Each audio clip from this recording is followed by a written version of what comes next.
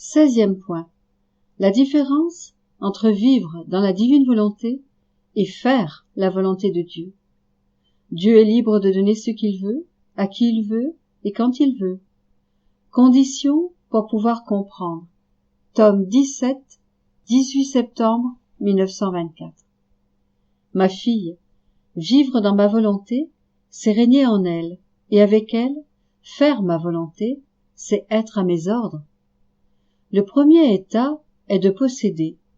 Le second est de recevoir mes dispositions, d'exécuter mes ordres.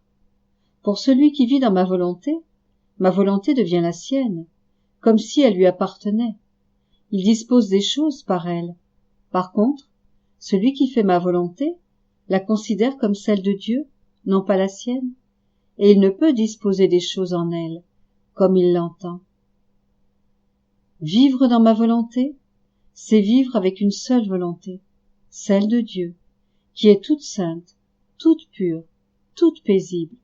Et comme il n'y a qu'une seule volonté qui règne, il n'y a pas de conflit, tout est paix.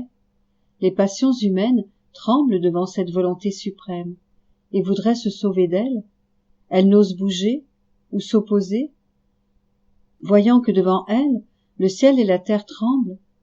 La première étape à franchir pour parvenir à vivre dans ma volonté se situe au plus profond de l'âme, où la grâce l'incite à se vider de ce qui est humain, de ses tendances, de ses passions, de ses inclinations, etc.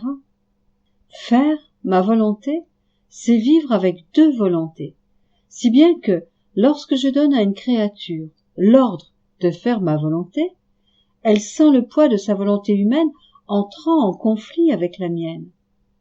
Et même, si elle exécute les ordres de ma volonté, avec fidélité, elle sent le poids de sa nature rebelle, de ses passions et de ses inclinations.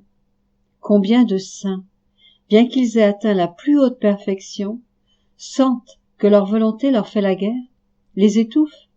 Ils ne peuvent s'empêcher de crier avec saint Paul « Qui me délivrera de ce corps de mort ?» Vivre dans ma volonté, c'est vivre comme un fils. Se borner à faire ma volonté en comparaison, c'est vivre comme un serviteur. Dans le premier cas, ce qui appartient au Père appartient au Fils. Par contre, les serviteurs sont astreints à plus de sacrifices que les fils. On s'attend de leur part à ce qu'ils accomplissent des travaux plus durs, plus humbles, etc. Ainsi, même s'ils étaient mes amis les plus chers, combien de mes saints ont dû accomplir de telles tâches pour répondre à mes ordres. Au contraire, le Fils est avec son Père qui prend soin de lui, l'encourage de ses baisers et de ses caresses. Comme son Père, ce Fils commande au serviteur. S'il sort, il ne va pas à pied, mais en voiture, etc. Alors que le Père fait don de tout ce qu'il possède à son Fils, il se contente de donner au serviteur le salaire pour le travail qu'il accomplit. Et celui-ci est libre de servir ou de ne pas servir son maître. S'il ne le sert pas, il n'a droit à aucune compensation. Par contre, personne ne peut enlever cette relation entre le Père et le Fils, en vertu de laquelle le Fils possède les biens du Père. Aucune loi, aussi bien céleste que terrestre, ne peut annuler ces droits, car le lien de filiation entre le Père et le Fils ne peut être brisé. Ma fille, la vie dans ma volonté est ce qui se rapproche le plus de la vie des bienheureux dans le ciel.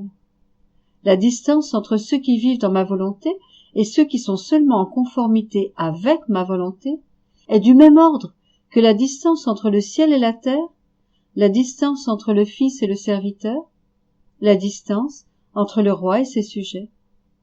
Le don de vivre dans la divine volonté est un cadeau que je veux faire dans ces temps si tristes, qu'on ne se contente pas uniquement de faire ma volonté, mais qu'on la possède. Ne suis-je pas libre de donner ce que je veux, quand je le veux, et à qui je veux? Le maître n'est-il pas comme un seigneur qui peut dire à un serviteur « Vis dans ma maison, mange, prends, commande, comme un autre moi-même » Personne ne peut empêcher ce serviteur de posséder les biens de son maître. Le maître considère ce serviteur comme un fils, lui donnant le droit de posséder. Si un homme riche peut le faire, je peux faire encore bien plus. Le don de vivre dans ma volonté est le plus grand cadeau que je puisse donner à une créature. Ma bonté et mon amour veulent toujours se répandre chez les créatures. Leur ayant tout donné et n'ayant rien d'autre à leur donner pour en être aimé, je viens leur offrir le don suprême, celui de ma volonté. Et ne t'étonne pas si tu vois que les créatures ne comprennent pas. Pour comprendre, elles doivent se disposer au plus grand des sacrifices, celui de refuser toute vie à leur propre volonté, même dans les choses saintes. Elles sentiront alors qu'elles possèdent ma volonté et expérimenteront ce que c'est que d'y vivre. Et toi, sois attentive et ne sois pas dérangée par les difficultés que les créatures te font. Petit à petit, je ferai en sorte que vivre dans ma volonté soit compris.